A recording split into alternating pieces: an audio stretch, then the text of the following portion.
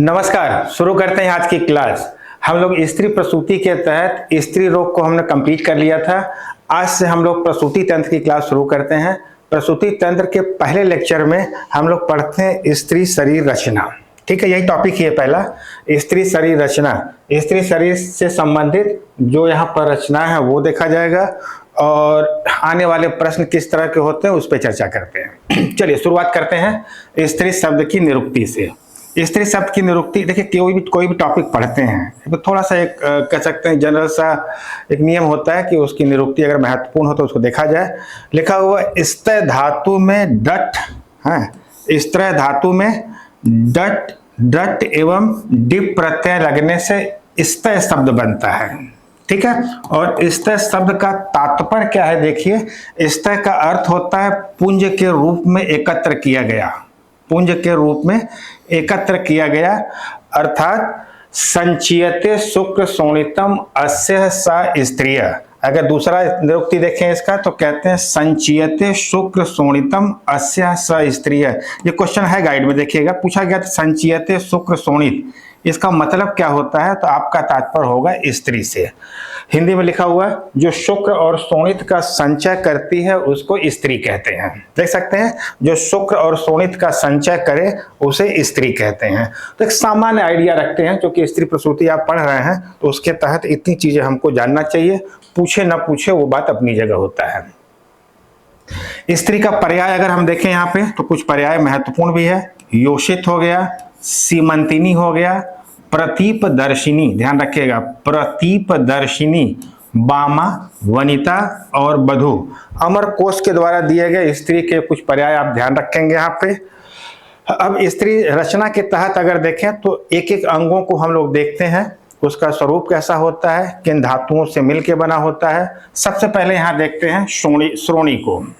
ठीक है, श्रोणी के संदर्भ में देखें, परिभाषा यहाँ मिलता है श्रोणिर अत्र उरसः अधस्तात। देखिए क्या लिखे पहले, कहते हैं उरु संधि, हिंदी पहले देख लें तो श्लोक और ज्यादा समझ में आएगा।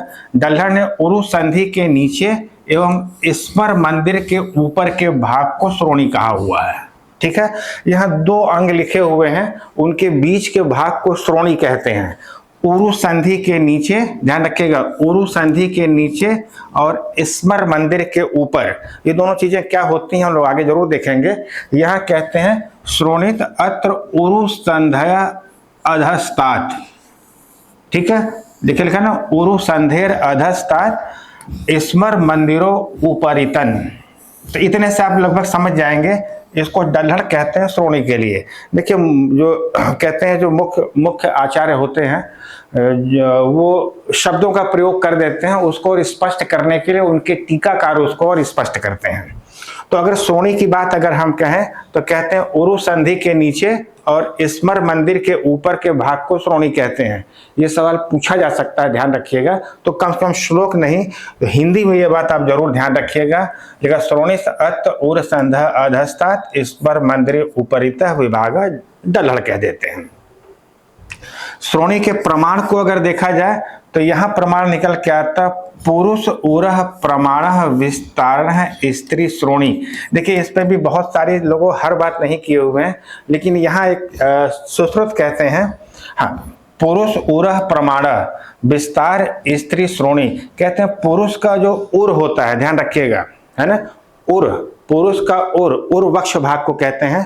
पुरुष का जो उर होता है वही स्त्री का श्रोणी होता है ना। तो ये सामान्य से आयुर्वेद का नियम भी है कि पुरुष का जो उर प्रमाण होगा वो स्त्री का कटी होगा, कटी हम या श्रोणी कह सकते हैं। और यही बात यहाँ पर लिखा हुआ है, पुरुष का उर प्रमाण विस्तीर्ण स्त्री श्रोणिया। ठीक है, अब और स्पष्ट सुश्रुत क्या कहते हैं, अष्टादश अंगुली विस्तारम उर। अब सुश्रुत के अनुसार उर का प्रमाण कितना होता है? 18 अंगुल। सुश्रुत के अनुसार ध्यान रखिएगा, अष्टादश अंगुल विस्तार उर तत्प्रमाणम पुरुषस्य कटी। अब वो स्त्री रचना को लेके कह रहे हैं कि स्त्री का उर प्रमाण कितना होता है? 18 अंगुल। अष्टादश अंगुल विस्तीर्ण उर और चूंकि यहाँ देखिए क्या क्या, तत् प्रमाणम पुरुषस्य कटि, और वही पुरुष का क्या होता है, कटि प्रमाण होता है। समझिएगा, यहाँ स्त्री शब्द प्रयोग नहीं किए हैं, लेकिन यहाँ कहते हैं कि उसी प्रमाण का पुरुष का कटि होता है। कटि मतलब कमर वाला भाग कह सकते हैं। तो जो पुरुष का प्रमाण, जो पुरुष का कटि का प्रमाण होता है, वही स्त्री का उर प्रमाण होता है, वक्ष का प्रमाण होता है। ठीक है, और ये है कितना पर, कहते हैं 18 अंगुल। ठीक है, ध्यान रखिएगा। इसको और स्पष्ट करने के लिए हमने हिंदी में लिख दिया है कि जो स्त्री का उर होता है वही पुरुष का कटि होगा। एकदम श्लोक तो खाली आपको दिखाने के लिए लिख दिया गया है, यहाँ और स्पष्ट लिखा हुआ है कि स्त्री का जो उर होगा वही पुरुष का कटि होगा। कटि को हम श्रोणी भी कह सकते हैं, और इसका प्रमाण कितना होता है, 18 अंगुल। ठीक है, और ये प्रमाण देखिए सुश्रुत तो बोले हुए हैं, साथ में टीकाकार भी बोले हुए हैं। उसमें आपको चक्रपाणी भी मिलते हैं और उसमें आपको डल्हड़ भी मिलेंगे। ठीक है, बहुत सामान्य सी बात, कोई बहुत विशेष बात अभी नहीं चल रही है, बहुत बेसिक बात है। कहते हैं जो स्त्री का उर प्रमाण होगा वही पुरुष का कटि होगा, और ये कितना होता है, 18 अंगुल होता है। इसको सुश्रुत भी कहें, चक्रपाणी भी कहें और डल्हड़ भी कहे हुए हैं। यही आगे देखिए, स्त्री की जो श्रोणी होती है, हाँ, स्त्री का जो कटि होगा या श्रोणी होगा वही पुरुष का क्या होता है, उर होता है। इसको आप बहुत आराम से इमेजिन, मतलब बहुत आराम से समझ सकते हैं। और ये प्रमाण कितना बताया गया है, 24 अंगुल बताया गया। ध्यान रखिएगा, इस 24 अंगुल वाले प्रमाण को सुश्रुत नहीं बताए हुए हैं। आप सुश्रुत संहिता पढ़िएगा, हम आपको पढ़ाएंगे। तो सुश्रुत केवल एक ही लाइन बोले हैं, जो स्त्री का उर होगा वही पुरुष का कटि होगा, और वो कितना होता है, 18 अंगुल। लेकिन स्त्री का श्रोणी और पुरुष के उर को प्रमाण को सुश्रुत नहीं बताए। कभी कभी पूछा जाता है सुश्रुत ने कितना माना है, तो आप देख लीजिएगा उपरोक्त नहीं ऑप्शन होगा तो उसे टिक करिएगा, क्योंकि ये बात किसने कही है, चक्रपाणी ने कही है। चक्रपाणी सुश्रुत संहिता के भी टीकाकार हैं, तो ये चक्रपाणी ने कही हुई है। ठीक है, यही जो है डल्हड़ टीका लिखते हुए कहते हैं कि मेरे हिसाब से स्त्री का श्रोणी और पुरुष का उर 12 अंगुल प्रमाण का होता है। ध्यान रखिएगा, 12 अंगुल प्रमाण। हालांकि ये सवाल कभी पूछा नहीं गया है, और न तो मुझे लगता है पूछा जाएगा, फिर भी लिखा हुआ था 12 अंगुल प्रमाण का होता है, वो डल्हड़ कहते हैं। और वही टीका में कहते हैं डल्हड़ कि कुछ लोग ऐसा कहते हैं कि ये 24 अंगुल का भी होता है। ठीक है, तो एग्जैक्टली डल्हड़ का अपना मत जो है वो 12 अंगुल के लिए है, और 24 किसी अन्य का मत है। इसीलिए हमने यहाँ ऑब्लिक करके आपके सामने रख दिया है कि आप इस चीज को समझिएगा जो है। ठीक है, तो यहाँ तक मेरी बातें किसके लिए हो गई, स्त्री की श्रोणी, उससे रिलेटेड स्त्री श्रोणी का स्थान क्या होगा, पुरुष संधि के नीचे और इस पर मंदिर के ऊपर के भाग को हम श्रोणी कहते हैं। पुरुष के उर का प्रमाण जो होता है वही स्त्री की श्रोणी का प्रमाण होता है। 18 अंगुल प्रमाण उर का होता है स्त्री का, उसी प्रमाण का पुरुष का कटि होता है। स्त्री का उर और पुरुष का कटि ये दोनों 18 अंगुल प्रमाण के होते हैं, और स्त्री का जो श्रोणी प्रमाण होगा वही पुरुष का कटि उर का प्रमाण होता है, जो कि 24 अंगुल माना गया है। वो उनके टीकाकार कहते हैं, सुश्रुत नहीं कहते हैं, चक्रपाणी का अपना मत है। ठीक है, देखिए काश्यप भी यहाँ कहते हैं। काश्यप क्या कहते हैं, कुमारा नाम उरस्तु विशाल तरह। ध्यान रखिएगा, कुमार जो पुरुष होता है उसका उर क्या होता है, विशाल होता है। ठीक है, सीना विशाल होता है। और जघन, जघना तू कुमारी नाम है ना, और कुमारी का क्या होता है, जघन प्रदेश। जघन प्रदेश को ही हम कटि प्रदेश कह सकते हैं, इनके कहने का तरीका अलग है। और ये सवाल अगर आपसे पूछा जाएगा ये लाइन किसकी होगी, तो आपका उत्तर हो जाएगा काश्यप कह रहे हैं। काश्यप को समझिएगा, यहाँ पर काश्यप कहते हैं कुमारा नाम उरस्तु विशाल तरह। कुमार का उर प्रदेश विशाल होता है, और कुमारी का जघन प्रदेश, जघन प्रदेश कटि प्रदेश को कहते हैं, उसको विशाल कहते हैं जो। ठीक है, अब आप थोड़ा देखिए यहाँ पर श्रोणी में अस्थियों की संख्या कितनी होती है। यहाँ से बहुत बेसिक प्रश्न बनता है। यहाँ पर आपसे पूछा जाता है चरक, सुश्रुत और बाग्भट। ठीक है, यहाँ अष्टांग संग्रह लिखा हुआ है, बाग्भट हृदय भी यही बात कहे हुए हैं।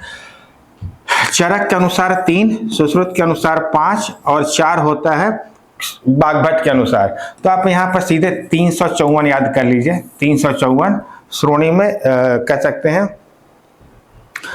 कि श्रोणी में अस्थियों की संख्या कितनी होती है। चरक सुश्रुत बागभट के अनुसार 354, 3, 5 और 4।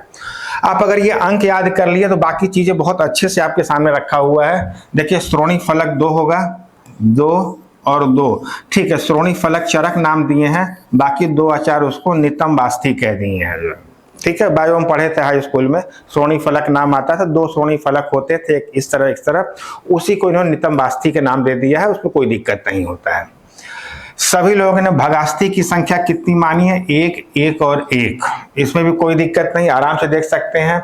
अब बात आती है त्रिक आस्थि। त्रिक आस्थि देखिए, अब देखिए जो 3 माना है, इनका 3 तो यहीं पूरा हो गया, 2 और 1, 3 खत्म हो गया। तो जो 4 माना होगा और जो 5 माना होगा वही त्रिकास्थी तक पहुंचे होंगे, है ना, ये क्रम से लिखा हुआ है।